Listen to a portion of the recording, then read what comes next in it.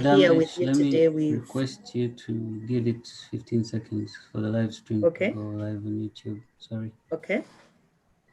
I don't want to leave anybody behind.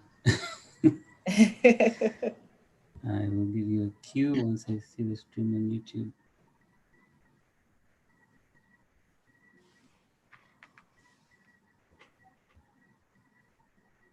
All right, Julius, Okay, everything is ready? everything is ready. You can go ahead. Thank you. All right. Thank you. I see someone's trying to call me. Let me just let them know that I'm live. All right.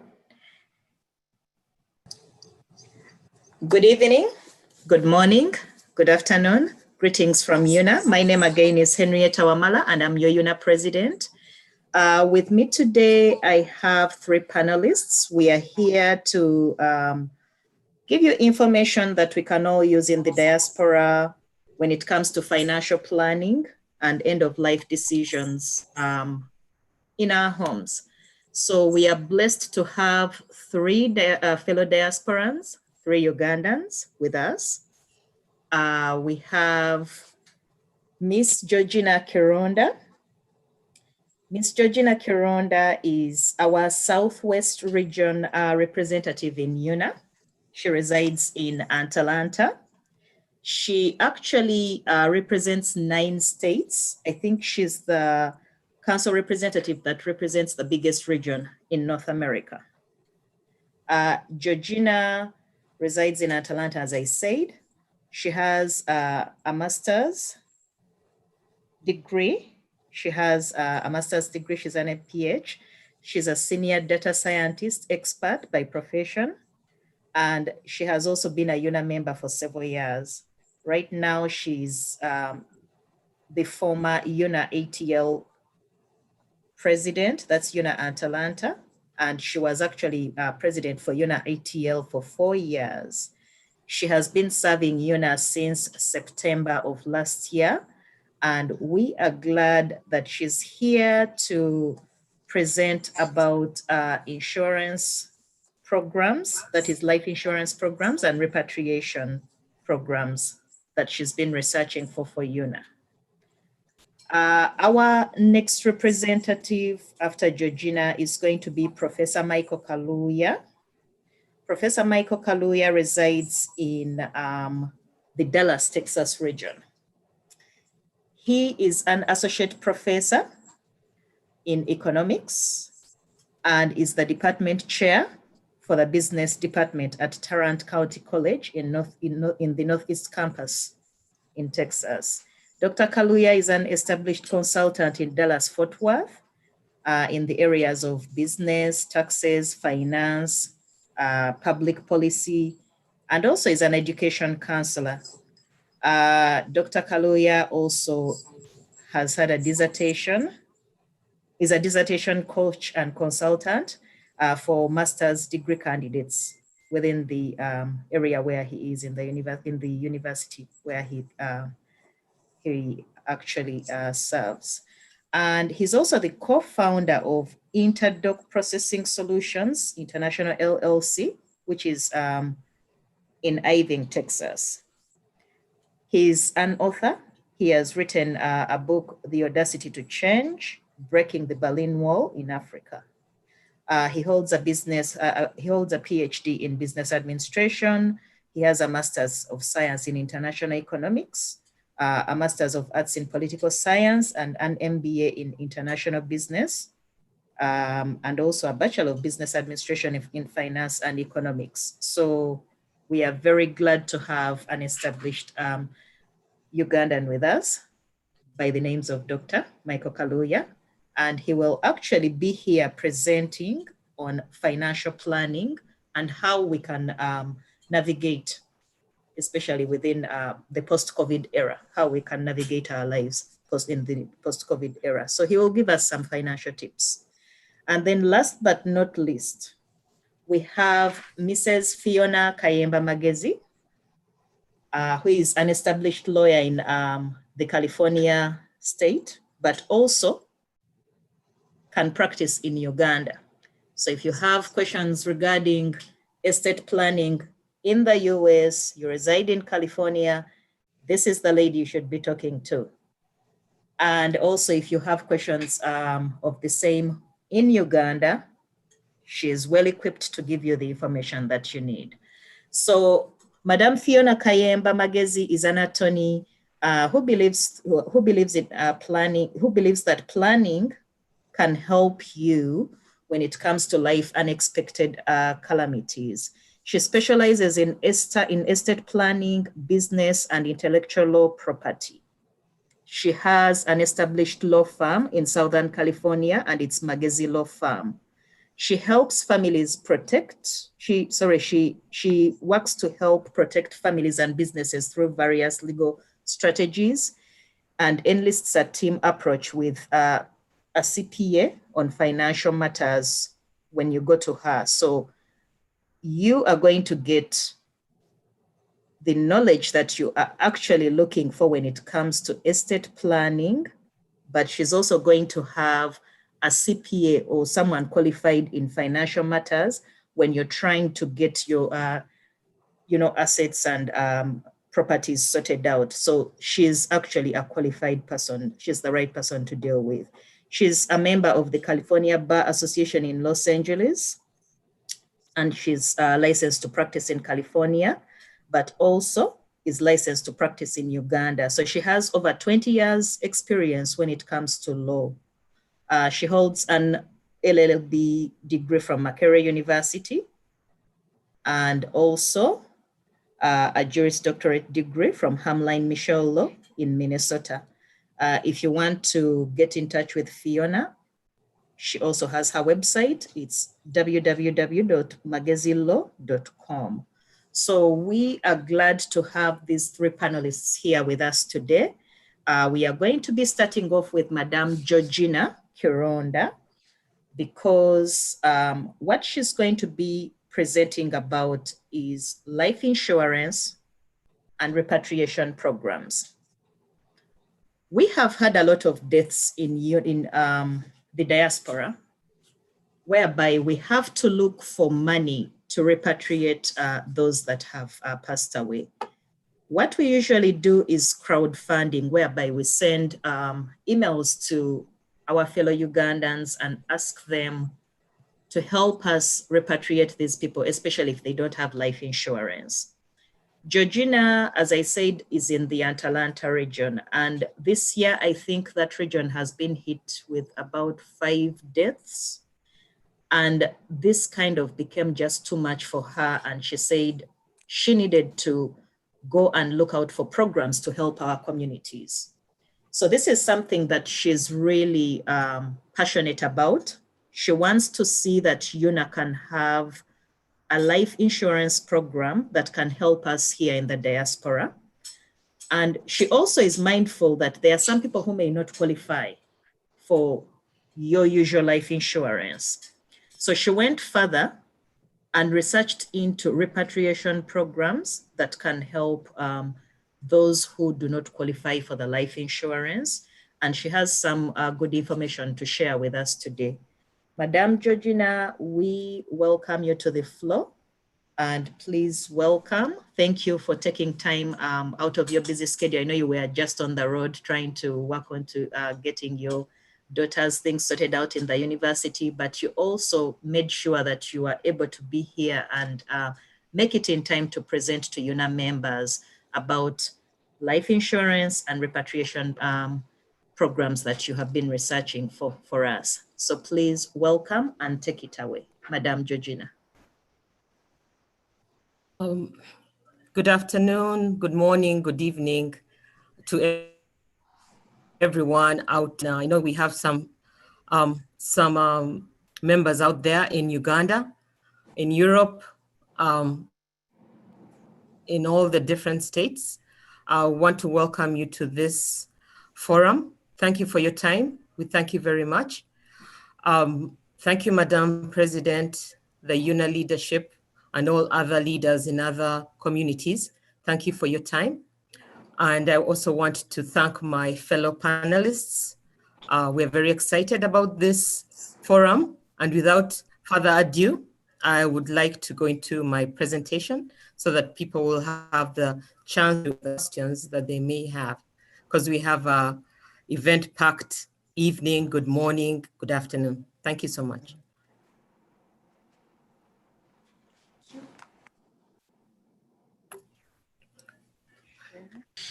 All right, so this is my, I'm going to present the UNA National Life and Repatriation Program.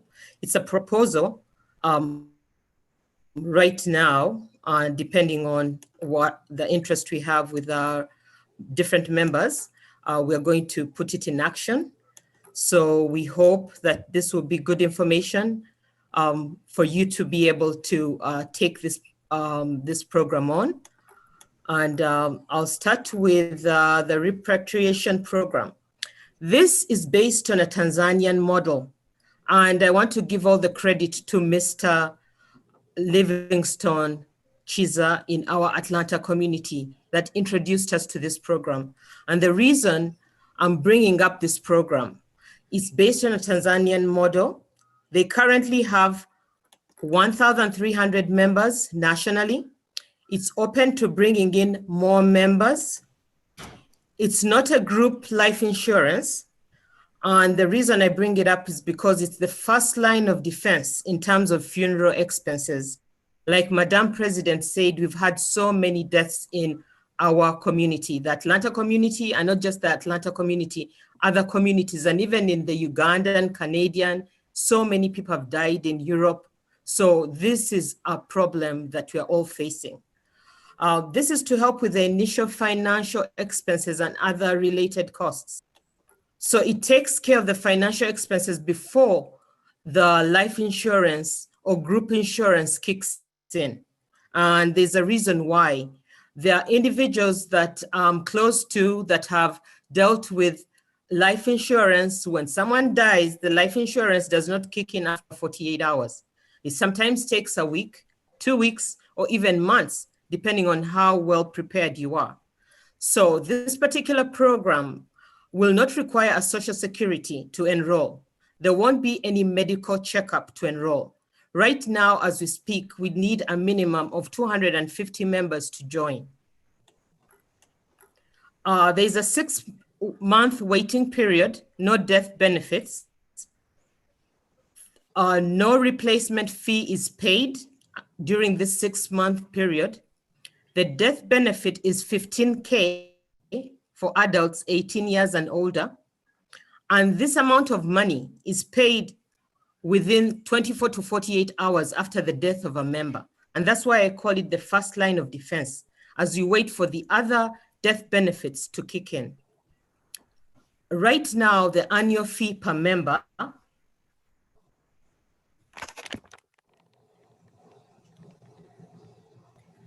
$20 annual fee per member. It's paid every January 1st of the year for administrative charges. There would be a $90 deposit per member as a one-time fee. If a member dies, there's a replacement fee per member. Fees are to be paid in 30 days. Non-payment in 30 days ends up becoming a fine of about $10. This money is needed to replace money used for funerals. So currently, as we speak, based on the Tanzanian model, you're going to pay currently $13.75 per member based on 1,300 members.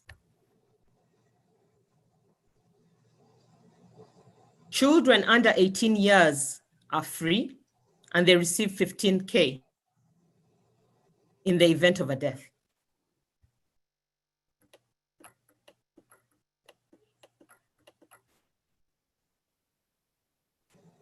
The next program I'll be talking about is the UNA Life Group Insurance. We're very aware that there are other life insurance plans and policies out there for other Ugandans that have started this already. So this will just be in addition to those that don't have this. So the ones that do can keep their life insurance. This will be provided by the Hartford Insurance. It will be a national program for all UNA members, and we'll be recruiting at the national level. Again, this does not require a medical checkup. A social security number is needed. It's an annual enrollment. There isn't any waiting period. And we can share these slides once we get it into implementation. A minimum right now is needed of 30 members, but I would advise, if we can, we need 100 members to have a low competitive rate. This group insurance, life insurance rates will be based on age and gender combination. Rates will be based on past policies, rates based on past policies for maybe 100 to 150 members, probably give you annual fees estimated at 100 to 150 per member, but these are just estimations. Once we sign up people using our census form that we can share with the community, for those who are interested, we can get a policy written out to UNA, and it goes through underwriting, and a quotation will be given to our. So right now, we are targeting a potential start date of August 1st, 2020. In summary, in the event of a death, in the first year of enrollment, the death benefit is $12,500. So if you die within the first year of enrollment, you only get half the benefits. The full benefits are $25,000. There isn't a waiting period. Benefits are day one of enrollment. The death benefits are as follows. If you're the ages of 18 to 65, you get 25K. If you're 65 to 70, you get 12,500 US dollars. After 70, it's 2,500. And those who've been in the insurance industry know about risk management and risk underwriting. The older you are, these insurance companies know that there's a high chance you'll be kicking the bucket or you'll be dead. So when you're older, they do that. Now, for those individuals in our community that are older, that's why we have the Tanzanian model program that can help to alleviate some of those fees.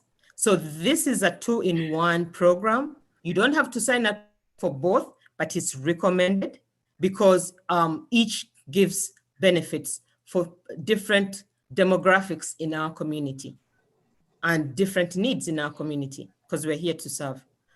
$7 is required for the child rider, and you get $7,500 if you enroll your children in this group policy. These are summary highlights. I just want to go through quickly because we don't have much, and this is a precious time. Most people are busy. So both programs are complementary to one another. The total benefit for both plans is going to be 40K, meaning the repatriation program, which is the Tanzanian model that you get in 24 to 48 hours, which is 25K. It's 15K, I'm sorry. And then the group insurance, life insurance for UNA, which is 25K. The total death benefit is 40K. So it helps with any supplemental life insurance plans. For those that don't, this is a good way to go. I know there are some individuals in our community that are fortunate to have life insurance through their work, but if you would like to consider this too, this is supplemental insurance for you. So it comes in handy as a supplemental life insurance. And like I said, the Tanzanian repatriation program is the first line of defense for the initial funeral expenses that you have within the next 24 to 48 hours because you receive 15K. The UNA group insurance takes care of any additional funeral costs. And without further ado, and thank you for your time and listening, I would like to sign off and hand it over to Madam President. Thank you so much for your time. Stay safe and be blessed.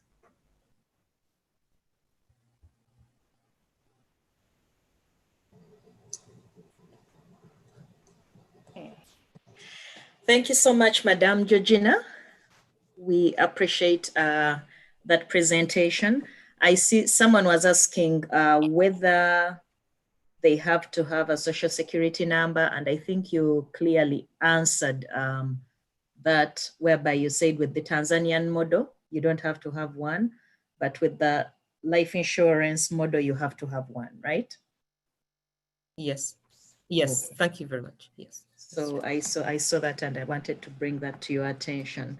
Right. Just to add on to what Madam Georgina has been presenting there, I know that this is information that is hard to sometimes have a conversation about. People don't want to hear about end of life decisions, purchasing life insurance, but we are also faced with death in our communities, and it's inevitable.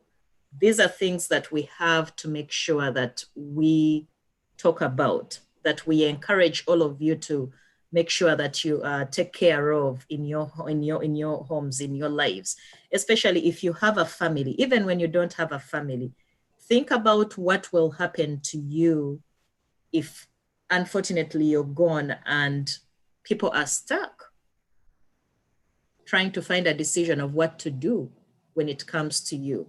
So I encourage each and everyone to try and get life insurance. If you are lucky that your community has the community life insurance programs, please take time and sign up. I know communities such as Seattle, Boston, California, Los Angeles area, those people have community life insurance programs running.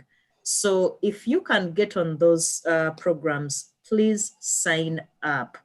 It's that important. And it doesn't cost that much. If you can afford every week to go and buy a 6-pack of beer, you can have that money actually pay for your life insurance. It's that cheap.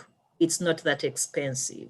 But when it comes to repatriating someone when they are dead, remember it becomes costly and expensive to the whole community, because we as Ugandans come together to try and help one person. But what if we have multiple deaths? Then it really becomes cumbersome. So let's try to sign up for life insurance. This is a proposal that Madame Georgina brought to the UNA executive. We are looking into it. We are going to be letting you know if you show interest and feel this is something we should do. Maybe it can even be done through your membership. Then we can have this program up and going in UNA, and we can be able to at least lessen that burden on the community.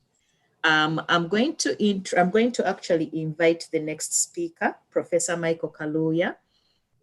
We have just been through COVID. When COVID hit, I saw a lot of people asking questions such as, what can we do? My job I've been laid off, what can I do? And whereas there are some financial experts out there that keep throwing things out there on the web, on TV, and they tell us, always try to have a rainy day, always save something for a rainy day in case calamity hits. So I felt compelled to have someone to come and actually give us some information, educate us on what it means to, plan for our financials in our homes, make sure that we plan for our families, make sure that we plan for the children, especially those that have children and are going to college. And Professor Kaluuya is someone who is knowledgeable in all those areas. He will be summarizing and give us some information that may be helpful to parents, to single people, people who are going to school. So let's listen to him and let's see what he has for us. Professor Kaluuya, welcome, and please take it away. Thank you, Madam President, and thank you to our viewers. Good morning, good afternoon, and good evening to each and everyone that is listening to me.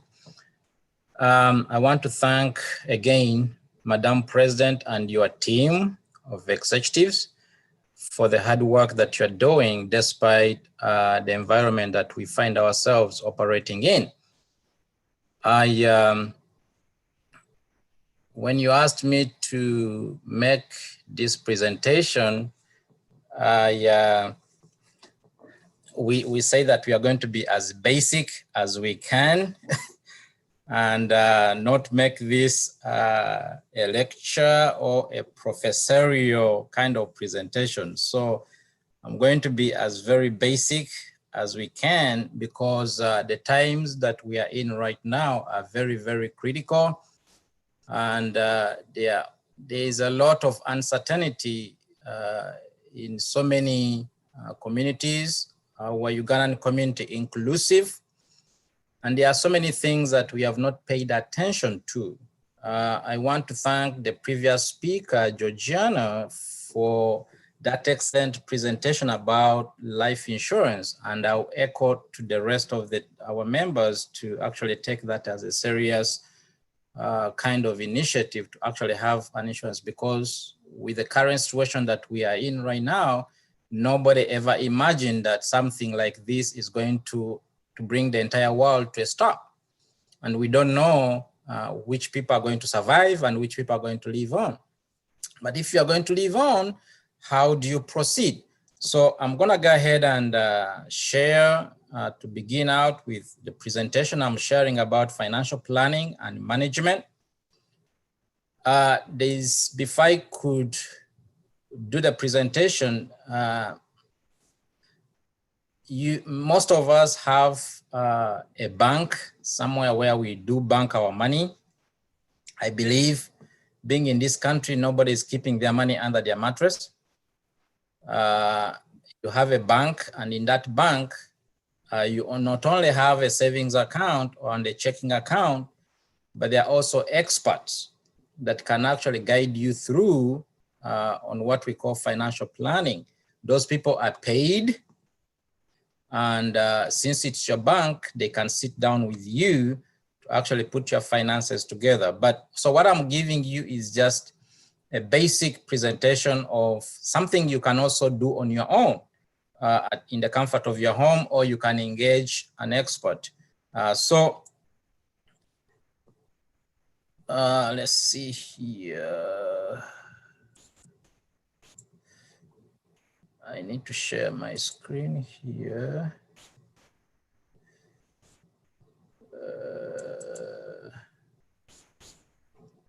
So financial planning and management. The first question we need to ask ourselves is, what is financial planning? I would say this is a process where you evaluate your money and have at least short and long-term goals for that money. Now, the money could be present, or the money could be is going to be earned in the future. So if you're working, you can't say, oh, I need to count the paycheck that I'm going to get the next week. You can also say, over the next 12 months, I'm going to have so much money. So you can plan alongside that money. So when you're planning, you have to have a strategy and or some plans to achieve the goals that you have set. So that is what we are calling the financial plan or the financial strategy, which you yourself can independently do it, or you can engage a professional consultant. Now, you don't have to pay anybody if you are banking with a bank because they have financial professionals that can actually help you to put your finances together. But what you need to know is that your plan will involve your current financial status as well as any future expectations. You could expect to earn money through stocks. You could expect to earn money through some bonds. You could expect to earn money through other investments that you have out there. So all that, if you put them together, then you could have a very brilliant picture of what your finances are looking like. How do you understand your financial plan? For you to be able to understand that, then you need to start gathering some documents. some of those documents, you'll be able to categorize them as assets, and the others will be liabilities. The assets could be, I have a house, I have a car, I have cash in the bank, I have some investments in my 401k, and anything else that holds a value. Now, somebody may ask me, but I'm paying a mortgage on my house. How can I claim this as one of my assets? You have home equity in that house. So that is money that you can have access to. And then your liabilities will include things like the mortgage that you have to pay every month. Most of us have a car loan that we are paying, or car loans. Some of us have been to school, and so there is a bunch of student debt that maybe you have collected over the years. And of course, we have credit cards. Some people have one, some people have 5 credit cards, and so on and so forth. So those are going to be your liabilities. And when you put your liabilities, which I can bring you on the next screen here, you can summarize some of your assets here. You could have bank deposits, you could have any receivables that you can have. Maybe you're receiving money from somewhere. You can have your dividends from your stocks, your pension, your bonds, and so on and so forth. Then you could also have physical assets. Those physical assets, you could have money coming from real estate. If you're doing farming, you could have livestock, you could have precious metals, gold and stuff like that. You could have stones, which we call precious gems, and also some other collectibles. It could be books, it could be whatever you think has monetary value to you. So those are going to be your assets, and you have a value for those assets. For the liabilities, I've already mentioned that. You have a mortgage loan, you have a car loan, you have debit on your student loans. And then I have a bunch of credit cards as well. Okay, so when you subtract your liabilities from your assets, what you are left with, or the Muganda would say, which is called net worth. Okay, depending on how much debt you have, that number could be a negative, but that number could be a positive, depending on how much assets that you have. So now somebody is going to ask, so how much time do I have to do all this? I don't even have anything to do. Please just begin with the basics. Don't go into complexities, things that you may not be able to put value to it. But just begin slowly for the time being. Let's say, let me plan for this month. Let me plan for this quarter. Let me plan for this 6 months. Let me plan for this year. How much am I expected to make or to earn this year? How much is going to be my rent? How much is going to be my utility bills? How much is going to be all the kind of bills that you pay? Put those together alongside your income. That is what we call the budgeting process. Okay, so have some kind of budget and say, oh, so we expect to make $50,000. Our expenses are expected to be at around $48,000. So guess what? You have $2,000 right there that is going to be what would maybe your net worth for that year. Okay, what are you going to do with that $2,000? You may say, oh, let's have an emergency fund here. Things may happen. Okay, let me keep this money right here. Let me not spend it.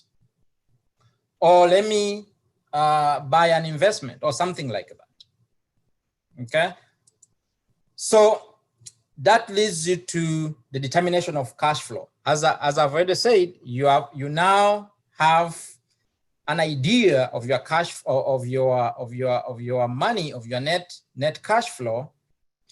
Now, which we are calling the net worth. So you start asking questions. So how do I determine this cash flow? Okay. So it is possible to determine that if you know exactly where your money is going. You know that I have to pay for the mortgage. You know that I have to pay for my insurance. You know that I have to pay for ABCD. Then you document some of the things, okay? For instance, knowing how much you need to spend every month in bills. And when you do that, you are able to know what is going into your savings, what is going into investing, and even where you can cut back, if you will. You may end up saying, oh, we don't need to watch cable TV anymore. We don't need to eat at an outside restaurant. Let's make the food at the house. Okay, so that is cutting back because you realize that your net worth is so small that maybe you may revise the way you spend your money. At the church I'm going to, we've been asked, we've been offered what we call financial planning, and we have what we call a 10-10-80 plan for my earnings. How does a 10-10-80 plan work? The 10-10-80 plan means that you give 10% to your church, you put 10% into your savings, or you can also allocate some of that 10% into investments, or some in the emergency fund, and 80% is going to go to pay your bills. At least you are showing some sign that, oh, I'm putting some money out there. I'm not spending everything. I'm not spending 100%, but I have this 10% that I'm allocating into these other areas. I may need this money later on to take care of some of the issues that may come out. So as we plan our finances, these are the key elements that I need you to focus on. Number one, as you plan, you have to have a retirement strategy in your plan. Within that retirement strategy, you are asking yourself, and I'll come to that slide later, but one of the things that you may need to be looking at is, do I need to live comfortably when I stop working? Or do I need to continue hustling? Some of you have been to Walmart. You've seen these elderly women, elderly men who are greeters. They have retired long time ago, but they are back to work because maybe they did not save enough, okay? Sometimes because they have grandkids coming into their houses, so they have to fend for them. So they have to go and clock in and make some money in order to support the family. Then you also need to have what we call a risk management plan. When things occur, how am I prepared to handle different risks? The risks could range from things like sickness. If I fall sick, do I have a plan to be able to treat myself? Do I have money saved somewhere? Okay. We could also have children going to school. Okay. How do you ensure yourself against things like that? I mean, one of the questions that came up through the president was the 529 account through different banks, and I'll get to that later on. You also have to look at some long-term investment plans. What are some of the sources of income should I keep coming even when I'm in retirement? Okay. Do I have some real estate somewhere? Do I have some rentals somewhere? Do I have some bonds, some stocks, and so on and so forth? And then tax reduction strategy. How do I ensure that most of my earnings are exposed away from taxes? We'll talk about that as well. And of course, Fiona is going to present something about an estate plan. I don't want to dig so much deeper into that, but that is also something that you need to be aware of. So retirement strategy. Can you retire and live comfortably? That is the question that you need to ask yourself. How will you fund your retirement? Are you going to go back to clock in and a 40-hour job? There's something funny here. Yes, I do have a retirement plan. I plan to gamble. Don't gamble your life in retirement.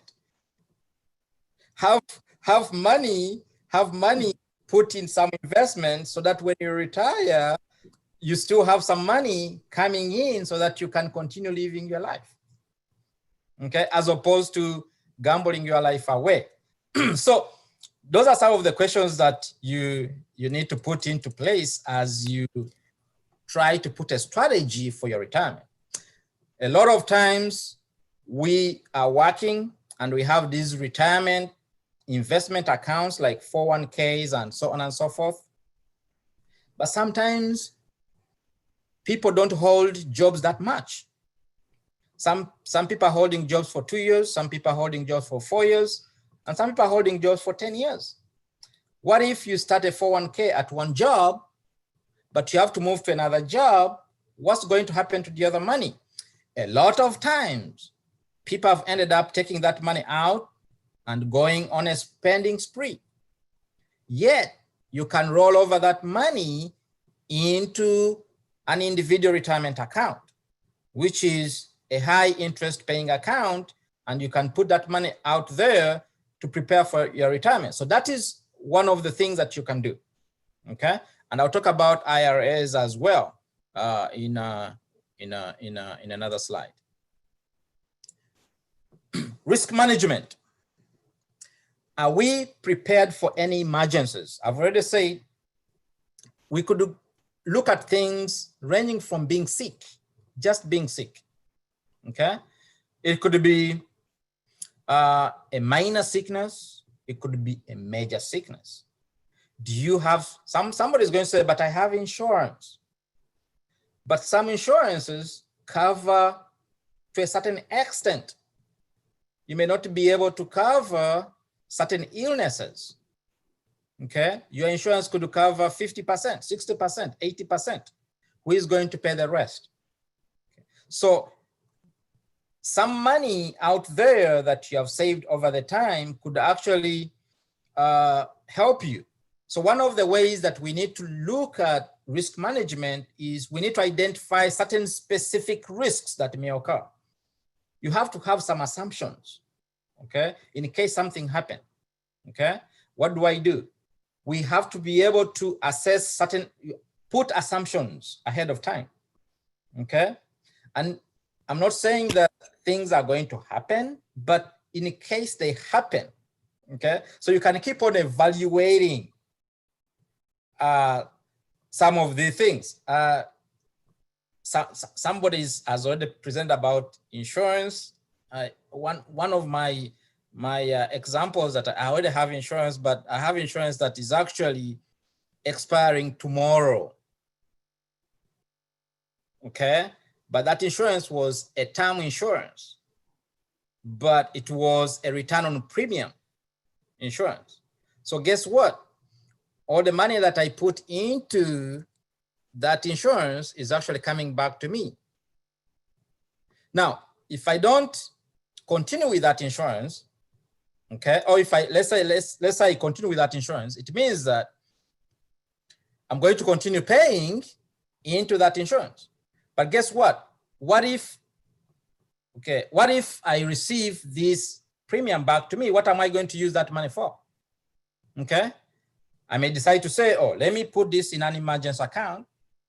Let me invest it in some kind of asset that can mature at a later time, and so on and so forth. By the way, this is tax-free money that is coming to you. Any money that comes from your insurance is going to be tax-free money, okay? Of course, I have other life insurance policies out there, so I'm more than welcome to receive my premium back. Also, do you have an emergency account? I've talked about emergency accounts, but this emergency account is that account where you can tap into. Some people are homeowners, okay? If you own a home, things can happen. I've just used that as an example. Do you have that money to pay your plumber? Do you have that money to pay the electrician? Do you have that money to fix things around the house that you cannot do yourself? Do you have that money that can take care of maybe kids have become sick? Okay. The other question you need to ask yourself, are you prepared when your kids actually go to school? I have a son going to college this August. Am I prepared for this young man to go to college this August? Okay. Of course, we can talk about so many other non-monetary strategies to prepare for your kids to go to college. That is if you want to talk about that. But that is something that is a presentation for another day. How do you ensure that my child actually goes to college without constraining your pocket or without constraining your finances? Okay, what do we need to do ahead of time with our kids? This country is well blessed with the resources and they have plenty of scholarships. But guess what? We are always the last people to know what scholarships are out there to be able to support our children when they go to college. And guess what? We start gambling around to make sure that they actually finish university or colleges, and for that matter. So, but that is a conversation that we can engage at a later time. What is your long-term investment plan? In this case, you may want to ask yourself, do I have a future income source even after retirement? We talked about investing in stocks, bonds, real estate, and so on. So on this slide here, there are so many different investment portfolios which you can, a mutual fund, a fixed deposit account, real estate. Some people can invest in gold. There's such things as senior citizens savings schemes, and so on and so forth. When you engage your financial person at your bank, they would be able to expose to you the different plans they may have out there that you can actually benefit from. The problem we have as diasporans is if I don't get it from my friend, then there is no information.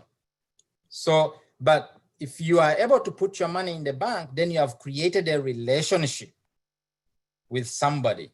So the first line of consultation professionally, I would advise you to visit with your bank, make an appointment, talk to an investment planner or to talk to an investment consultant out there that can help you to put things together.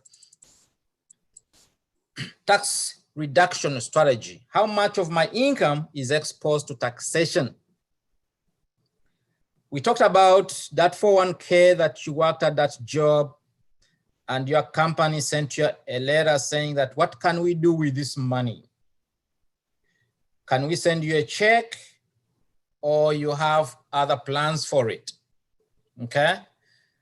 That money can be rolled over and can be rolled over in what we call the traditional IRA. Okay. This is an IRA which has funds that are not taxed. Okay. So if you withdraw that money before your age 59 and a half, you may be faced with a 10% penalty plus including some taxation. So pretty much it could be about 30%, between 25 to 30%. That you add the 10% plus the taxes that IRS is going to take. That is if you withdraw that money before you are aged 59 and a half. So if you receive a check, automatically you're going to be penalized and you're also going to pay that tax as well. So this traditional IRA is better choice if the tax rate is going to be lower at retirement, because there is a possibility that you're going to be taxed on that. Okay. There is also what we call the Roth IRA, okay? Here, this is where you remember the 2,000 that I talked about? From your paycheck, the money that is left over, you can actually put that money in what we call the Roth IRA. This is money that has already been taxed, okay? So it will not be taxed again. So withdrawal contributions penalty is free because that money has already been taxed. So this is better for you if you feel that the tax rate is going to be higher at retirement. Guess what? You don't have any taxes to pay for it, okay? Then I talked about the 529 plan. That is a college fund. So you can compare a college fund and maybe a standard taxable account. We can say interest-bearing account or savings-bearing account. If let's say you are trying to save for your child to go to college, and you can, different banks have different plans. So your bank could have a different plan from my bank. My bank starts you out with $1,000, okay? And you can decide to put, let's say, $100 every month or more into that account. And that account is with a high interest, it's a high interest bearing account. But you can say, I need to invest for the next 11 years, or let's say by the time the child is born, 0 month, you can decide to put $1,000 into that account and decide to put a certain allocated amount of money into that account until that child is 18 years of age. So guess what? You have invested into this account for the next 18 years. By the time the child is about to go to college, at least you have something to begin with. Even if the child is going to qualify for scholarships and so on and so forth, you can actually use the same money to do some other things as well. So when we compare this account to a standard interest-bearing account, you find that you may get more money into a 529 plan than any other account that you may be putting aside for your college fund or for your child's college fund. Now, somebody asked a question saying that, what if I withdraw this money or the child refuses to go to college? By the way, they can refuse to go to college, okay? So what if the child does not go to college and you withdraw that money? It's going to be taxed, okay? The money will be taxed, okay? But the advice I can give you is you can actually put it into an IRA account. Okay, you can say, let me roll it over to an IRA account. I'll let it stay there. I don't need it right now. Or you have another child. Okay, so it can go to another child. Okay, we are African people. We have more than one child. Okay. The other one is the estate planning. This, I did not want to talk about much about this because we have an attorney that is going to present a lot of this, but the question I have for you is, do you have a will? Okay. Do you know how your wealth is going to be passed on when you're not here? Okay. So that is what Fiona is going to be presenting. But lastly, but not least, I wanted to give you some key issues here as a conclusion for a financial plan.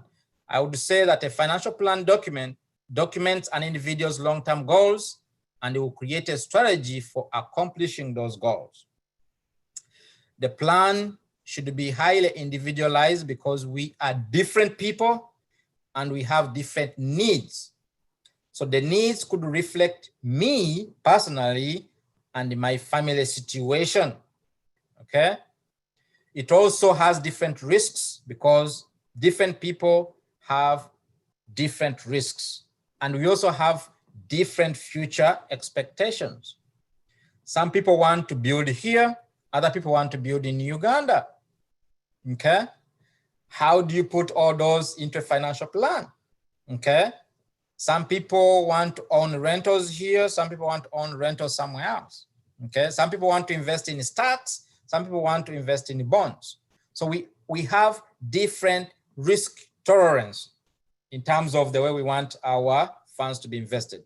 And then finally, The plan starts with a calculation of current net worth and your cash flows, the money that you expect to come in at the end of the day or at the end of the year. So again, I want to thank Madam President. Of course, we expect some questions to come. I'll be answering those as they come in. Otherwise, I want to thank you for listening and continue digging in. Don't limit yourself to this, because what I've presented is just basic information. You can engage a professional to give you a more in-depth professional advice based on your individual circumstances, not based on what I've presented. Thank you so much, Madam President. Thank you so much, Professor Kaluya. Actually, you have a lot of questions. Okay. Before I get to the questions, Miss Yvette Chibuika, one of our former Miss UNA, wrote and said, Microsoft has a new feature that lets you link your financial accounts into Excel. So that maybe it can help you work quicker on your account in case you're trying to reconcile your bank account statements. Definitely, and all that. yes. Then we do have a question from Mr. Kugonza. He says, Mr. Kaluya, not everyone understands what an IRA is. Please explain. I think I'm going to read you all the questions and then maybe you'll just handle them at once. Okay. This is from the Zoom chat. So that was Mr. Kugonza. He said, Mr. Kaluya, not everyone understands what an IRA is. So please help us explain that to us. And then Francis says, Mr. Kaluya, which insurance company do you know that offers a return on premium term life policies that you can recommend to us? And we have the House of Prayer Christian says, good information, Dr. Kaluya. And I think that's it for now. So you have about 3 questions.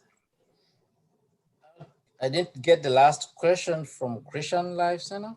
They were just saying good information, Dr. Kaluya. Oh, Thank okay. you so much. Okay, that's not a question. All right, so the question from Mr. Kugonza. Yes. Individual retirement account. Well, I've just said it, individual retirement account. So an IRA account is an acronym for individual retirement account. What banks do is actually an account that is a tax deferred account. If you don't want to pay taxes now, you can actually opt to open an IRA account, either for yourself or for your children and whatever. Now, it's an interest-bearing account, a little bit higher in terms of interest as opposed to a regular account or a regular account at a financial institution. Let's say the savings account is paying you 1%, this could pay you more than that. Okay. The only issue is that because it's a tax deferred account, you withdrawing the money from that account. Because once you withdraw the money, you are committing that money, invest my money so that I can grow my wealth for this time period. So what financial institutions or the law says that you cannot withdraw this money until you are 59 and a half. Withdraw this money before 59 and a half, then you are going to be penalized, and I gave you the 10% plus the taxes that IRS may take from what you're withdrawing from. So it is simply an individual retirement account and many other accounts that you can use. And then for the insurance life company that offers return on premium, let me give you, before I can answer that question, let me give you a strategy when you're buying insurance. this is the strategy that I used when I was buying this plan. Years ago. The lady came to my house and said that, oh, since you have a house, you can actually insure against your house so that when things don't, if you die before you pay off your mortgage, then we can use the proceeds to pay off your mortgage. So it was tied to my house. Okay. Then I asked the lady, supposing I don't die, okay? God forbid, I'm going to be alive tomorrow, okay? And you are. I'm going to be alive tomorrow. So, because the insurance is expiring tomorrow. Okay. So, but the question they asked is, which company? That is Fidelity. Okay. Company. So Fidelity Insurance company has two plans for me. I have a life insurance, which is War Life. And the War Life that I have is what we call a War Life with living benefits. Okay. That is another concept maybe Georgiana can investigate on. Living benefits simply means that assuming you are going by your day, doing your things that you have to do, but let's say you get into a car accident. Go to a doctor and the doctor says, you know what, for the next 6 months, you will not be able to work. What the insurance company is going to do is going to match you 75% of your death benefit. So you can use that for day to day, since you're not working, so you can pay your bills and all the other things. The other component with that War Life that I'm living with the Fidelity right now, because the one I'm taking out is the term life. The one I'm living with them is War Life. It also has a saving component. So you pay a certain premium every month. But that premium has what we call the cost of insurance. The cost of insurance is always going to be less than the premium that you're paying. Okay. So the difference between the cost of insurance paying, the difference is going to be put in a savings account. So let's say 10 years down the line, you are this plan, you can call Fidelity and say, can I have $10,000 from my savings account? So they can actually advance you, give you the $10,000. Now that $10,000 is not actually affecting your death benefit. The living benefit does affect your death benefit, but the savings that you're taking out does affect your death benefit. I hope that is clear. So the company is Fidelity. You have to ask the insurance company, ask them, why have a return on premium? A rider that you could add onto the plan that you are buying. That's what I did. Okay, that's good. Thank you so much for that explanation. I hope you got that, Francis. I know I was taking notes because I have been looking into all these. I have about 3 plans, but I think I'm going to switch one. So thank you so much. Francis says, yes, I did. And also Josephine Matovu, our Great Lakes Council Region representative, says, this is very informative. Professor Kaluya, thank you so much for the presentation. So we would like to thank you again, Professor Kaluya, for coming and giving us all this informative information that we can go back and re-strategize while trying to get our lives sorted out. I've really learned a lot from this presentation. Thank you so much. Thank you. Thank you as well. I see some people are joining in and I can see more questions are going to come. So Georgina, I have some questions that may be coming back to you. But our next presenter is Madame Fiona.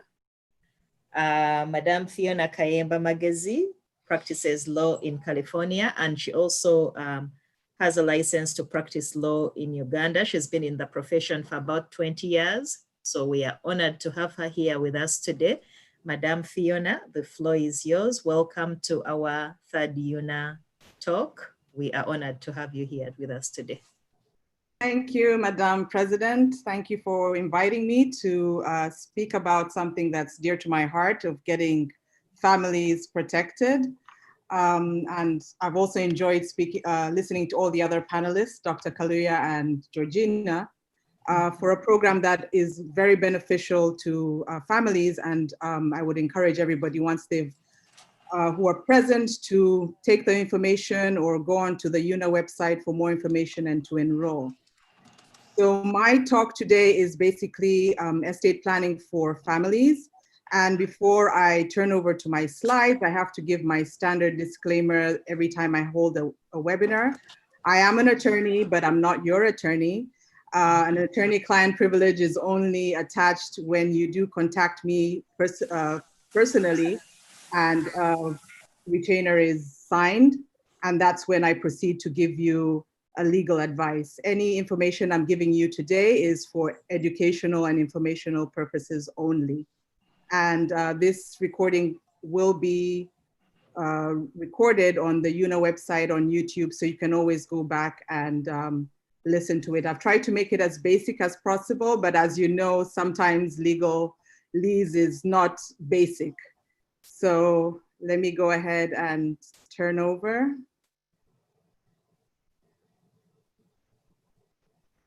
So the first question most people will ask is, what is estate planning? And it's basically, I'll read this quote, is I want to provide for myself and my loved ones during my lifetime and upon my incapacity or death, and give what I have to who I want, the way I want, when I want, and if I can save every last fee, tax, or court cost possible. So basically it's getting your house in order and having your affairs distributed to who you want, and protecting yourself and your family from paying all the exorbitant fees and taxes that come at the end of your life. This is not a concept that is known to many Ugandans because we don't have estate taxes in Uganda, but here in the United States of America and in other North American countries, it can be as much as 40% of your estate if you don't plan properly. So when I sit down with my clients, I really go into what is your why for protecting them? Do you want to protect your assets for their education, for financial security for yourself and your loved ones? Do you want to have medical care? And then you also want to protect, if you happen to pass away when your children are still young, it can be detrimental leaving them large sums of money which they won't know how to handle.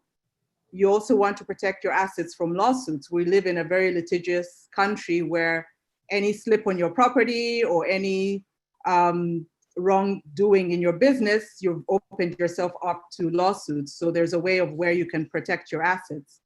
And then there's also the way of avoiding guardianship of minors' assets. I will go into this later on in the presentation. And also tax protection. There's certain taxes that you pay upon your death or even before, such as gift, income, and estate taxes.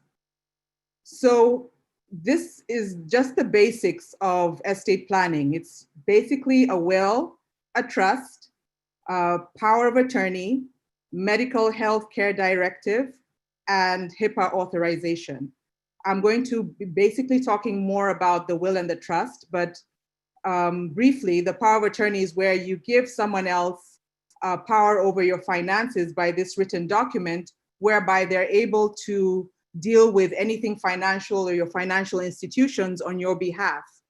And then these other two documents have really been very instrumental in this COVID time, is that if you happen to be hospitalized, you have a medical health care directive. And this is just a document where you will give directives of how you want your medical care to be handled by the physicians in the hospital in terms of whether you're going to remain on life support or not. If you are on life support, at what point do they pull the plug? If you still want to remain living and being cared for in the hospital, then you can elect to say, no, I want, as long as my insurance is be able to cover it, I would like the I'd like them to continue caring for me. And then there's also the HIPAA authorization. This is also something that's not known to a lot of Ugandans due to back home. Anybody can have access to your medical records. Anybody can come in and talk to your physicians. Anybody can give their medical opinions of how you're being cared for in the hospital. Whereas in the United States, this is very limited. They will only give people information as long as there's a HIPAA authorization on file. And this is in relation to what medical procedures you'd like to have or not to have. At the same time, it also kicks into effect if you happen to be in a coma.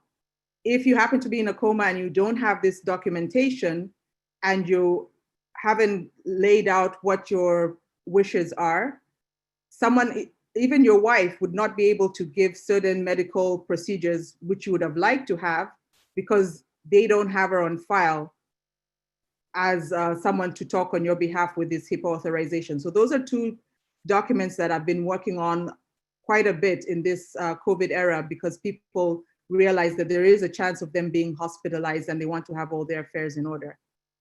So I'll go into the main bulk of what estate planning is, and this is what quite a few people know, is your last will and testament. It's a document that controls what happens to your estate after you die. It also appoints a guardian for your children and names the person responsible for guiding your estate through the probate process. And I'll explain what the probate process is later. You can also elect a person or an entity as your executor of your estate to distribute your assets according to your instructions. We have another vehicle of what is used in the United States, and most states have this in various forms. And I should say a disclaimer of what I'm giving today is what usually happens in California. Some of the things might happen differently depending on where you live. So what is a revocable living trust? It's a written document that determines how your assets will be handled while you're alive. And that's the beauty of it, that if you happen to be incapacitated, you have a stroke or you have a car accident, then this document can kick in without having your loved ones go to court to try and get a handle of your assets while you're still alive. And then it also kicks in after you die. And upon your death, then it becomes an irrevocable living trust. So revocable basically means that while you're alive and this document is in effect, you can change the assets, put in assets, take out assets. You can change directions or any provisions at any time. You can change who the trustee will be. You might have elected a friend or a relative to be a trustee, and then you have a falling out. So then you can go in again and elect somebody else. And then you can also be the beauty of it is that you can be the trust maker, who's called a truster or grantor. You can also be the trustee, because while you're alive, you're administrating the trust. And then upon your death, the successor trustee is the one who steps into your shoes. And then you can also be the beneficiary, because these are your assets. You can use your assets, say your bank accounts that you placed in the trust, to get money from your trust while you're living, while you're in retirement. And then upon your death, whatever is remaining in those retirement accounts goes to the beneficiaries that you've elected. So a lot of people ask, what's the difference between wills versus trusts? Well, for the will, you will see that the documents are titled in your name and they distribute to the people that you've named upon your death. It only kicks in upon your death. You name your guardians. If you have minor children, these are children, minors are considered anyone below the age of 18. And the difference is that in order for a will to take effect, you have to go through what is called a probate. And the probate process is a court process where they will validate the will and they'll distribute the assets according to your instructions. And during this process, if you do have any creditors out there, because it is a public forum, they can make claims against your estate. And depending on what the claims are, the court will be forced to distribute or make these payments to the creditors before distribution to your heirs. Like I said, it's unlike a trust, it doesn't provide for incapacity, and it's a public process. So basically your business is out there. Anybody who wants to know Henrietta has died, she didn't have a trust, I want to know Henrietta's business, they can just go to the probate court in her jurisdiction and find out all her business. And then it's also a very expensive and lengthy process. Right now in California, pre-COVID, it could take between 9 months to 2 years for your probate to settle. And post-COVID, it's going to take much longer because most of the courts slow down during this process. So when you go on to the other side, the trust is what owns the assets. It's the vehicle where once we've set it up, all your assets are transferred into the trust. So your home, your bank accounts, the only thing that usually remains outside is your maybe 401ks where you have specific beneficiaries listed. And then another big one is the life insurance. A lot of people elect their minors or their wife to be, or their partner to be the beneficiary. However, when you establish a trust, it's the trust that becomes the beneficiary of the life insurance policy. And then depending on what the life insurance policy is, you get to elect when the life insurance policy proceeds will be distributed to your beneficiaries. Usually if it's your children, you know your children best, so you can designate that Sarah is not responsible. I would like her to have the life insurance policy when she's 25, 35, or 40. Or you can give the trustee the power that maybe this money is needed when they go to college, so distribute this amount for college expenses, and anything left distributed according to the ages that I've elected. For the benefit of the trust, again, all your assets are put into the trust, so you don't have to go through the probate process for your wife or your partner or your children to get access to the assets in your trust. So you're protected from the probate process. It also, since it's private, it protects you from creditor claims and any distant relatives who you don't want your estate to go to, because the way the trust is set up is that only the people listed in the trust or benefiting from the trust have access to the trust. If they're not listed as a beneficiary to the trust, then they won't have access to it. And then that's the way to cut off people from knowing your business. And it, as I said previously, it also provides for assets in case you're, in cases of incapacity. So a major vehicle for estate planning, and the next slides will focus on this, is for minor children. If you have children below the age of 18, you have to elect what we call permanent and temporary guardians. And these could be two different sets of people. The temporary guardians could be, say, a relative or a friend who happens to live near your children, who knows your children, so that in event that you die, and unfortunately if your spouse dies at the same time, it has happened, simultaneous death, the temporary guardians would be the first action where your children would go, while the permanent guardians can step in. This could be your sisters or brothers who happen to live in another state, and they're unable to get to your children immediately. So the temporary guardians would step in to look after your children until the permanent guardians are able to come in. And then you also are able to help them to elect the people who will be, if you have a trust, like I said, to hold the assets of your life insurance policy on behalf of your children. Then another benefit of planning is these assets could help with their education and for their care. So this basically eases the burden of the people you've left to look after your children. So they'll be focused on caring for them, but at least they have funds to look after them. And then the fourth point would be an ethical will.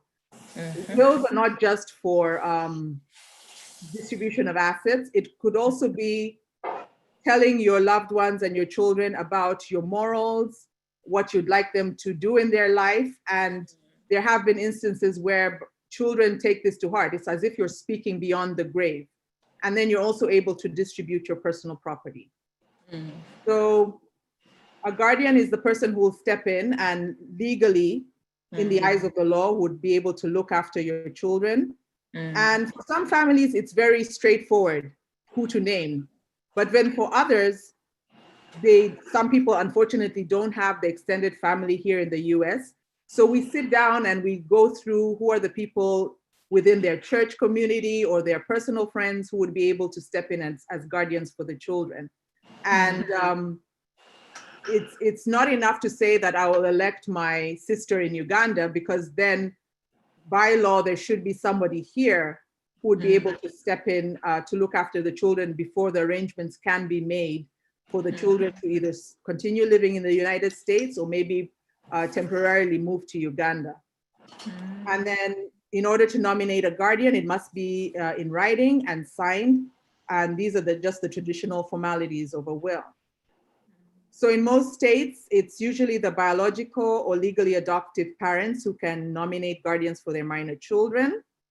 And then you give them instructions. You know your children well. Some of your children have allergies and medical conditions, so you're able to outline what their health care and well-being should be, their emotional and social well-being. Some children, this child loves sports, so please make sure that they continue with sports. This other child loves music.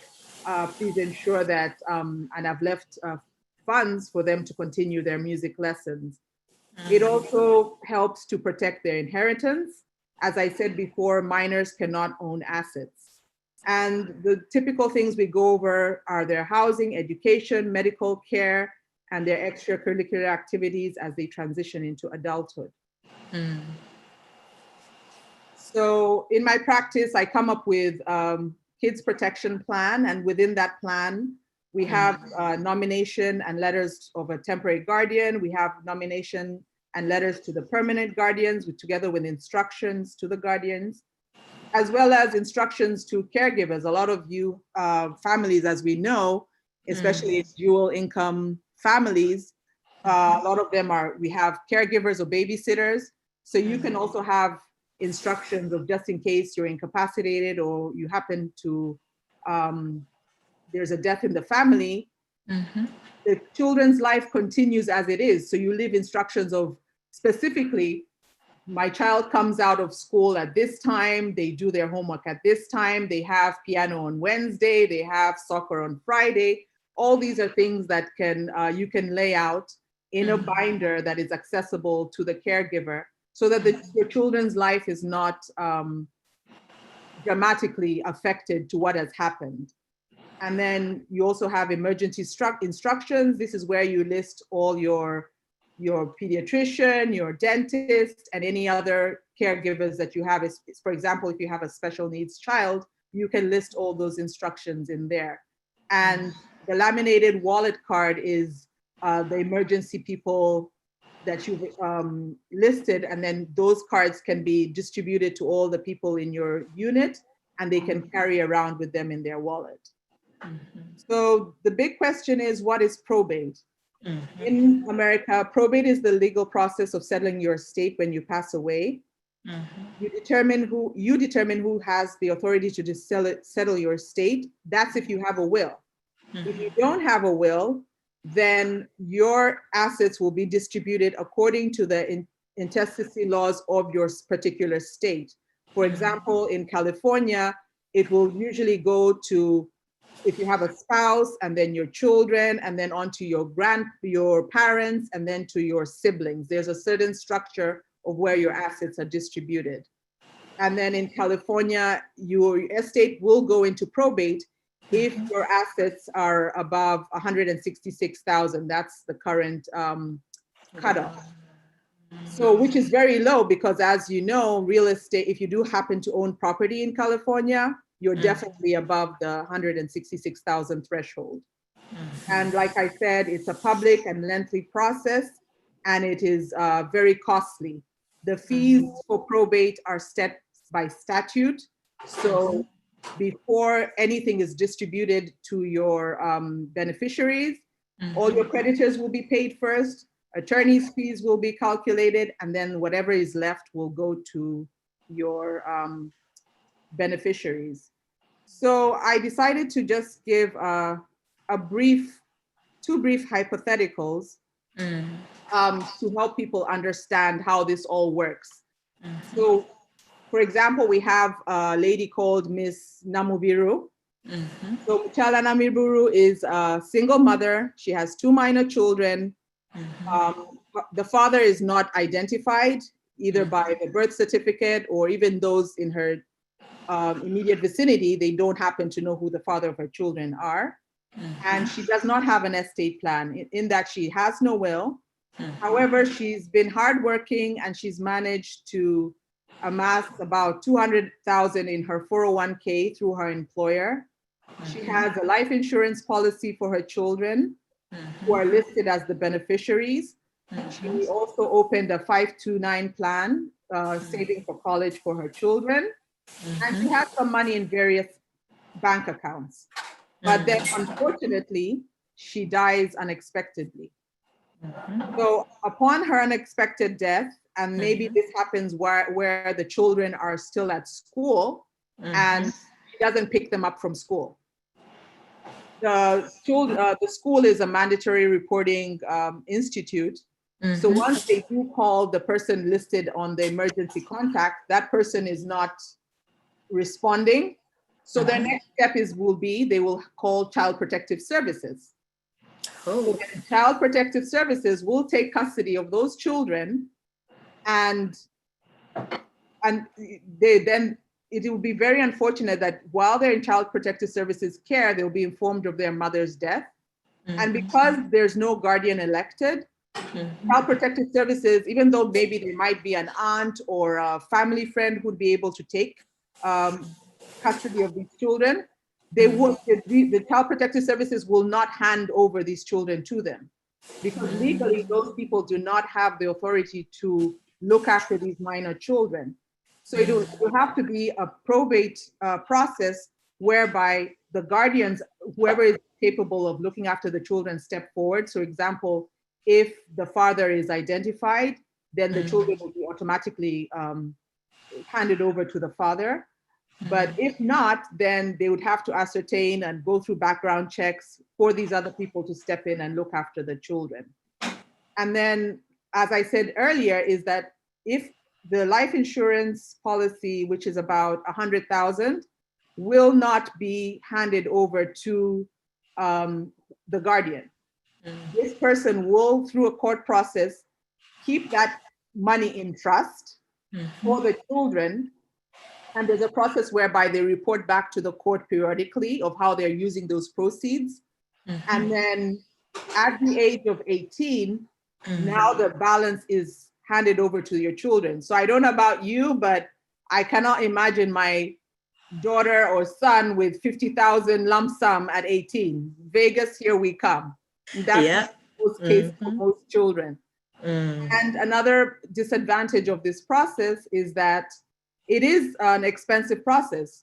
It can cost almost up to $8,000. So that's $8,000 that could have gone to your children directly, and now you're using it in legal fees.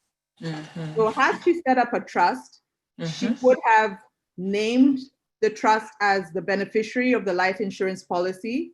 She would have elected when this money should go through to her 2 children. She would, in the process of sitting down, she would have appointed both temporary and permanent guardians. And in that case, Child Protective Services would not have gotten involved. She would have also signed a financial power of attorney, which would have given whoever person she elected to have access to her bank accounts for the immediate needs of her children, so that whatever education or whatever extracurricular activities they were doing, they would be able to proceed with that. And then the probate process would be eliminated completely. So that's one advantage for someone who happens to be a single mother. The other, well, I think it didn't say. The other example I was going to give is a family man who happens to have a house that is, say, about 600,000, and then he also happens to have a 401k, he has a life insurance, and again, he happens to pass away without any estate planning done. In this particular case, he bought the house prior to being married, so it's his separate property. And even though he has a spouse, because he held the house title in his specific names, he lost the ability of having joint ownership, where automatically the as a joint tenant, it would go directly to the wife. So based upon the value of his house, he's now having to go through the probate process again. The life insurance policy will again be distributed according to, if there are 3 children, that's 250,000 each to the child that's being held on their behalf. This whole process is calculated, the fees are calculated according to the value of his estate. So say, for example, if his estate is about 900,000, by the calculation, that whole probate process can cost anywhere between 20 to 30,000 in court fees. Whereas again, if he went back to the same process of what Chala Namuriru did, all his assets, his house, and his life insurance policy would be in a trust, and he would be able to eliminate the probate process and save himself and his family about $30,000 in fees. So basically, when a client comes to the firm and any other firm that you'll engage in whatever state you're in, they'll go over setting up a trust for you, setting up a pour over will, and that's if you happen to be married, it would be a will for your wife, a will for yourself, 2 sets of medical health care directives, each for each spouse, 2 sets of HIPAA authorizations, again for yourself and your spouse or your partner, and 2 sets of power of attorney. And then a lot of people, like you, Henrietta, you mentioned, people do not want to think of estate planning, just the fact that they might die one day, just are not aware of how easy the process is. This is just the basic outline of what the process for when someone comes to my firm is that they go through a preliminary estate planning questionnaire, and then they have an initial consultation with me that's free. And within that consultation, that's when we go over what your family goals are, what are your financial goals and your concerns.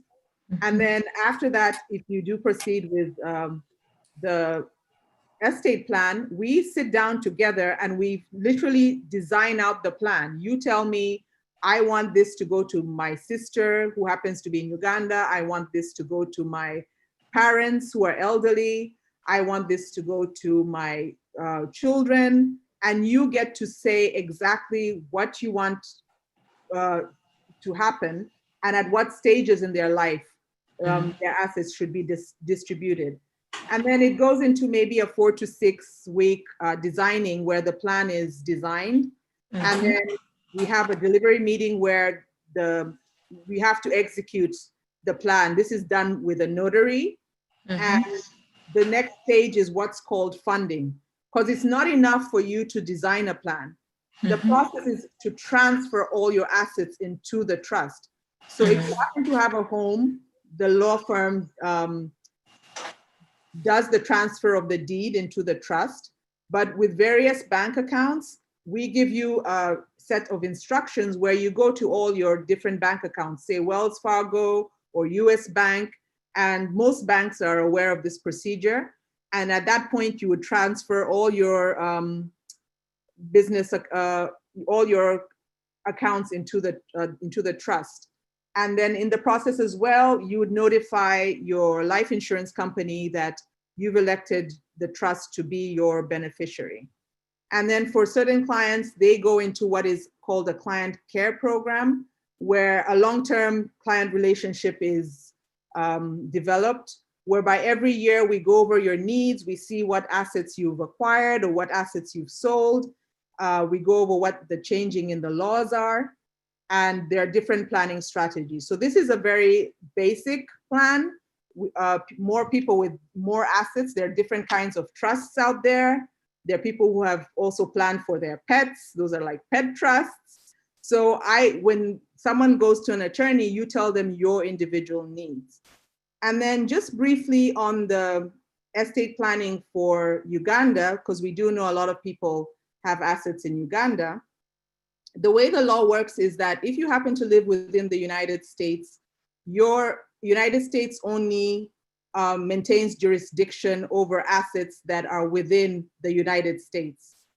Whoever owns property in other countries, you have to set up a different estate plan in whatever country you're in. So from the Uganda point of view, it's still a will-based system. So for clients who do have assets in Uganda, then we sit down and we go over what assets do you have? Do you have all your land titles if you own property? And we set up a will-based planning according to your assets in Uganda. So I do happen to have a few questions that Henrietta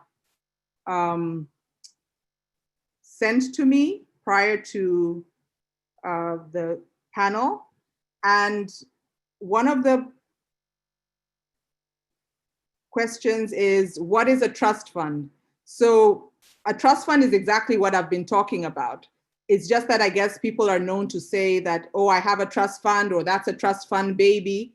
But basically it is that these people happen to have parents or grandparents who did set up a trust, and they transferred their assets into the trust, and then whatever proceeds from those assets are now being distributed to their beneficiaries.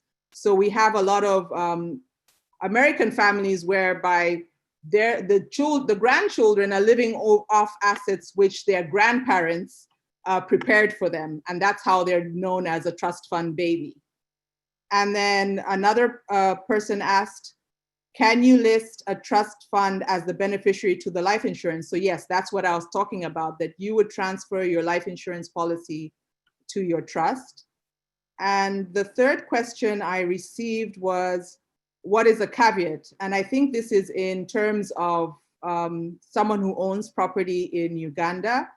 And a caveat is basically a notice or an injunction that you place upon whatever property you have. And this is done by going into the land registry and providing them with the specific documentation that you have an interest in this land, say a land title, and if you're named person on the land title, and you basically want to put the public on notice that anything that happens or transactions that happen with this land or property, that you are the registered owner of this property, and nothing can be done without your permission.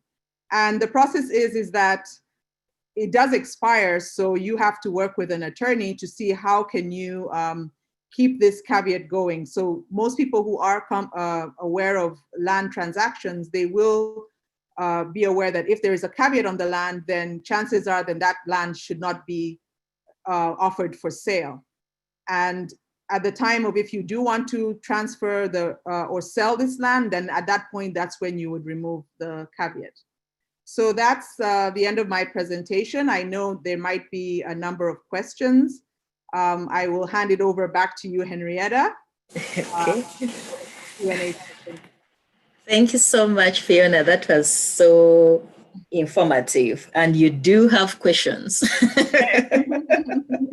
I think one of them may have been answered. They asked if a living trust in the United States is enforceable in Uganda. That was Solomon. He wanted to know whether a living trust executed in the United States was enforceable in Uganda. No, just as I said, the living trust will be enforceable in the United States according to what you've designated in your trust. Mm-hmm. However, you might decide that you have beneficiaries in Uganda, say siblings or parents. Then it's up to the trustee, whoever you've elected within the United States, to make those distributions to your beneficiaries in Uganda. So say you've elected that I have 50,000 from my estate in the United States to go to my parents. It will be up to your trustee to make sure that those funds are transferred from a bank account within the United States to your parents in Uganda. So that's how it would work. Okay. The other question is, someone is saying, Fiona, thank you for this enlightenment. What is the cost of setting up a living trust in California? And would you advise someone to set up a trust by themselves for cost-saving purposes? Okay. The living trusts in California range according to your assets. That's why you have that free initial consultation that you have with attorneys. It's usually maybe between 30 to 1 hour. They go over what assets you have. So obviously, the more assets you have, the more the costs go up. So for example, if you have a large estate, you have rental property, you have a home, you have a high value life insurance policy, then there are different avenues of splitting up all those assets into different trusts. And that can range anywhere between 5,000 to 10,000. But then for the basic trust, so say for example, you don't have any property, you maybe just have a life insurance policy, you have a few bank accounts, that can range anywhere between $2,000 to $2,500. And then there's also will-based planning, where it's just to get a basic will and what I call the HIPAA, the medical, and the power of attorney. And that ranges anywhere between 1,500 to 2,000. Now, we get the question a lot about the do-it-yourself, the LegalZoom. The problem with those programs is that they are just basically forms. And based upon what you tick the box or elect, that is how your plan is put into place. The problem with those basic packages is that your estate plan kicks in upon death. So you're no longer around. Whatever mistakes that were made cannot be undone. That's true. So then you've left it up now to your beneficiaries or your spouse to clean up the mess. And sometimes a lot of people don't know, for example, LegalZoom, they have been sued where the plans weren't put in place, but however, you're dead. So then once you don't have an effective estate plan, you're pushed into the probate process, which you were trying to avoid in the first place. Because now you have to go to court, you have to have whatever will or whatever mistakes that were made to be ironed out in court. And then you're paying fees that are set by the court. So you have to do a cost analysis that, am I paying this money now? Or there's a possibility that I'm going to be paying much more in the future, and it's not even going to be you, it's going to be your spouse or your children who are going to incur those costs. Mr. Salongo wanted to know where you practice, and he was wondering if you cover Illinois. Unfortunately, Mr. Salongo, she's in California. Unfortunately, I'm in California, but when we set up this panel, I did discuss with Henrietta that I'm among various groups in both personally and on Facebook that have other attorneys. I'm in one group that has about 7,000 women estate planning attorneys across America. So I did say that I will compile a list together with Julius in communications, and we will set up a directory on the UNA website where you'll be able to go on the website and select the attorney in your particular state who will be able to help you. I think there's a question that keeps coming up, and you've already answered that. That is, how much would it cost? With the issue of dual citizenship, Mr. Salongo says, how does this affect our estate planning, especially for those Ugandans who have both dual citizenship for Uganda and America? It doesn't affect it in any way. You would set up your estate plan according to the assets that you hold within America. And then if you happen to have assets in Uganda, then you would set up an estate plan in Uganda, which is will-based, according to how you want your assets in Uganda to be distributed.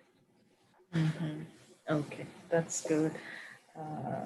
Okay, I'm going through the questions and I can see that you've answered most of them. I think they were typing as you were presenting.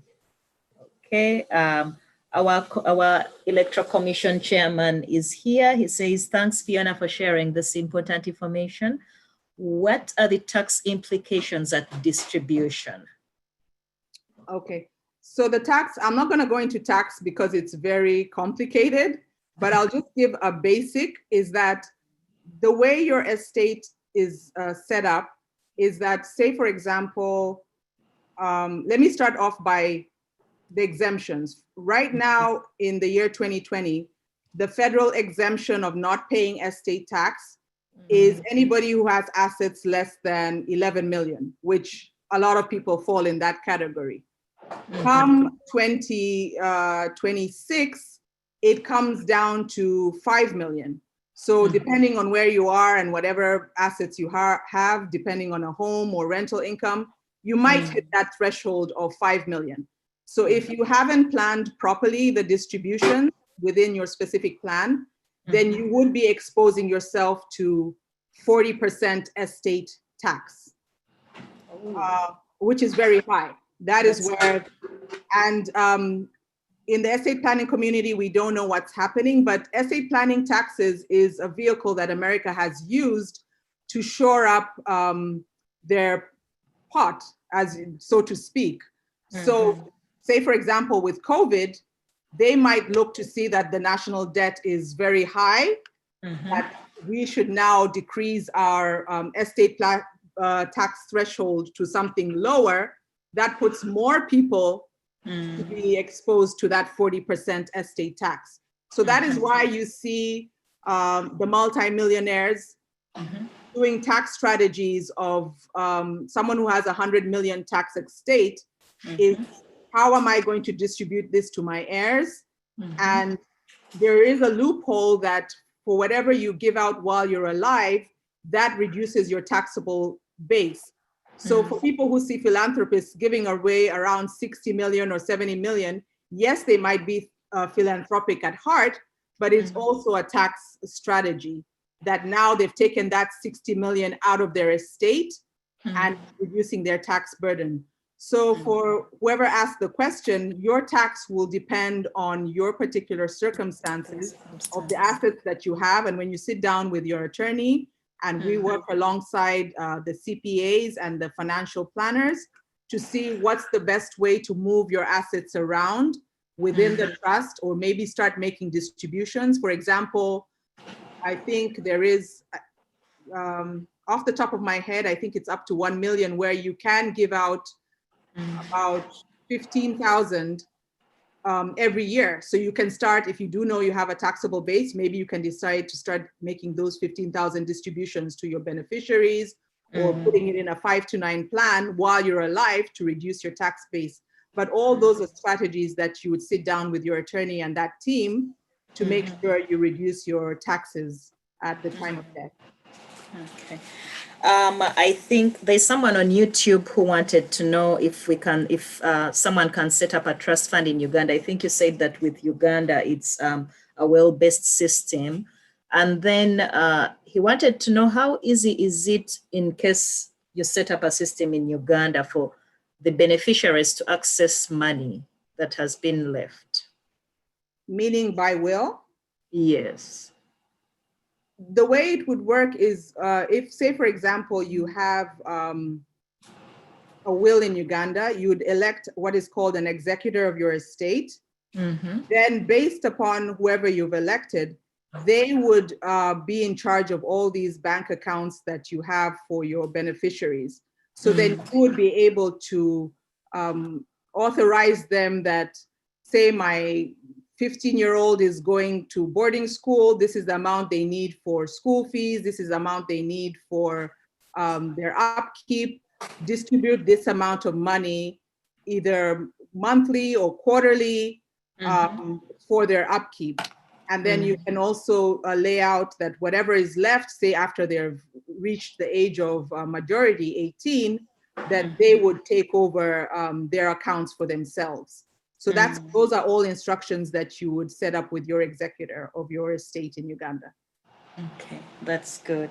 A question from me. When someone has a will, is there an expiration date for this will, or should they be renewing it? It depends on when you draft it. Normally what happens is that most people draft their wills with minors in mind, but then there comes a time that your minors are no longer minors, they become adults. So then at that stage, and that's something I also forgot to mention, is that just because you set up an estate plan doesn't mean it's a one and done thing. It's something that evolves with you. So along the way, you will either acquire more assets or get rid of some assets. So what we advise is that every 3 to 5 years, you're revising your plan according to your assets. And then at some point you reach a different stage in life that, say your kids are now adults, now you're entering the stage of retirement. So that's a different set of planning, whereby you'll sit down with your attorney and your financial planner and CPA at that time, and you will come up with avenues of how you want your assets to be distributed. So yes, the answer to your question is at that point you'd be revising your will, because now your children no longer need guardians. You would be putting whatever personal property you want them to have. Or if I want, my jewelry collection to go to my daughter, I want my sports equipment to go to my son, that's according to your personal property. And then everything else, you'd be transferring it into the trust. Okay, that's very well explained. Thank you so much. To Professor Kaluya, we have a question for you. Someone's asking, do colleges matter? I guess they are trying to find out, should someone go to the college system instead of hitting the university systems in the US? It's a vague question. Do colleges matter, or? That's a whole different topic for another day. I know. It's a very different topic. Where we should sit down and, I'll try to answer. You can look at college in two perspectives. Yes. You can look at college in terms of cost saving. Yes. To transfer into a university. So you can do your first 2 years at the college, then you transfer to a university. You can also look at college in terms of credentials that can enable you to get some skills and be able to get into employment easily without going into a formal degree, because we have workforce programs as opposed to academic programs that transfer into universities. So if you go into a workforce program, you can get your credentials maybe after 2 years or shorter and be able to get into the job market quickly, as opposed to waiting until you get your undergraduate degree or whatever you are looking for. Thank you so much. I guess now is when people are sending in questions and we are about to wrap this up.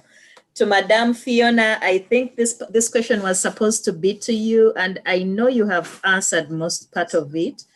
Mr. Bonaventure Galabuzi says, I'm a naturalized US Ugandan, I'm a naturalized US citizen of Uganda descent, but not a dual citizen. But I own property in Uganda.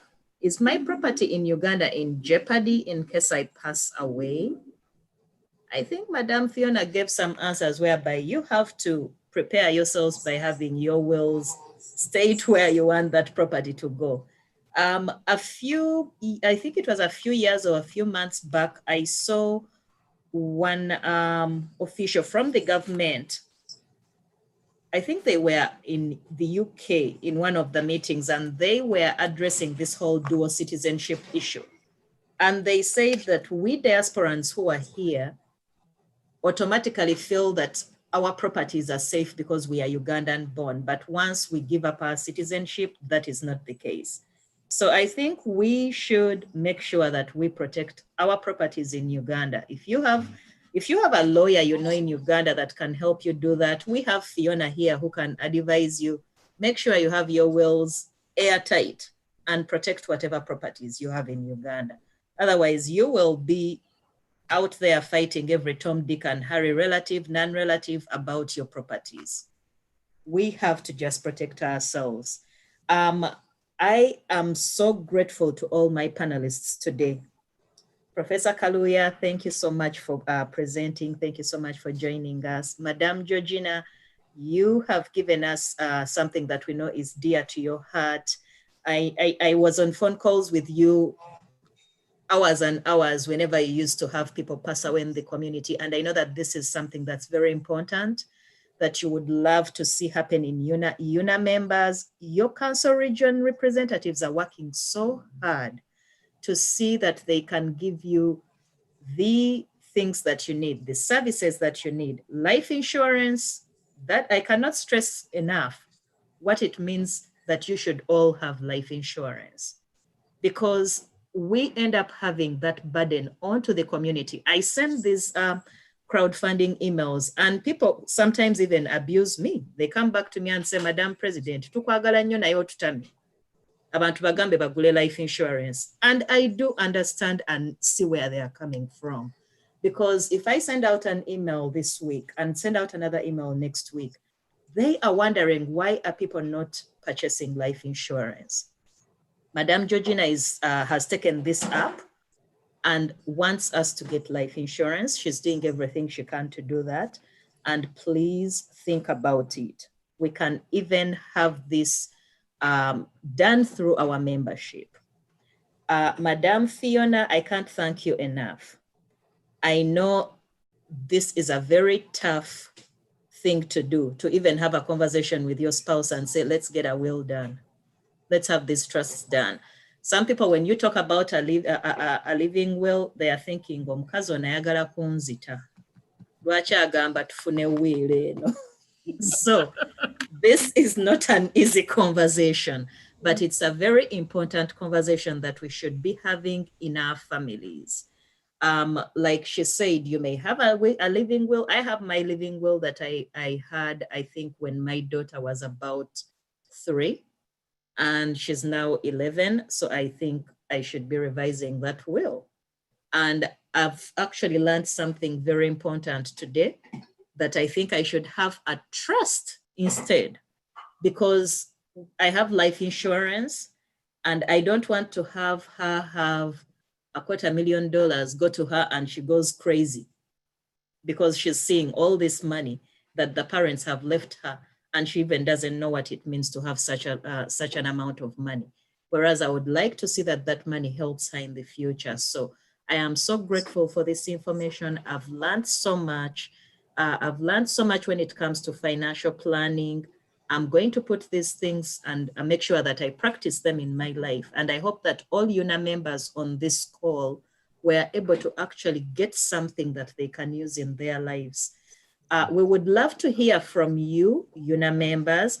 Send us the things that you think we should be having discussions about. We may think you need these services and we are bringing them to you, but we don't know if this is what you really want. So send an email to communications@unaonline.org and tell us what you would like to see, or info@unaonline.org. UNA is going to be promoting Ugandan businesses in the second week of July. I would like to invite all of you who own businesses to send your information at info@unaonline.org. We are going to be promoting your businesses by category for at least a whole week. This is a service that we are giving back to you to give you a head start, especially after COVID, to help you, promote your businesses, and hopefully this can help out there. I think there's a question that Madame Georgina had for Madame Fiona. So before we close up, I'm going to have her ask that question. Thank you, Madam President. My question to Madam Fio is, can you roll your business into a trust? Like those that have businesses that do consulting, construction, Yes. real estate, can you roll your business assets into a trust? Yes, rolling it into the trust would be based upon the way your business was set up, be it either was it an LLC, is it a corporation, where there are shares that were designated to various people in the corporation. And then you would put that business into your trust and designate according to the way you'd like those shares to be distributed.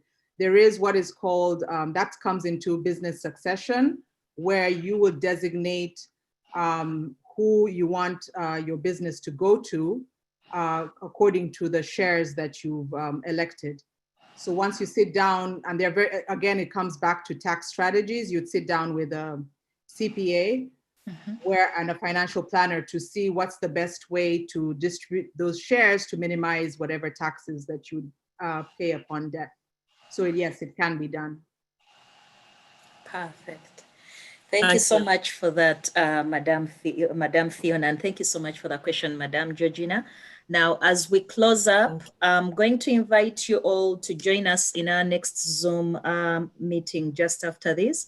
Our chairman for the disciplinary committee lost a brother, Mr. Moses Wilson, and the Zoom meeting is at 4:30 p.m. Pacific time. So that will be, I think, a couple of hours after this one. I'll be sending out the links. If you can, please, we would like you to join us for that Zoom meeting to celebrate the life of Mr. Philip Wilson. He passed away in London. And without further ado, I would like to bid you all a good evening. Thank you so much for my panelists, Madam Georgina Kironda, Professor Michael Kaluya, and Madam Fiona Magezi. Thank you so much for being here with us today.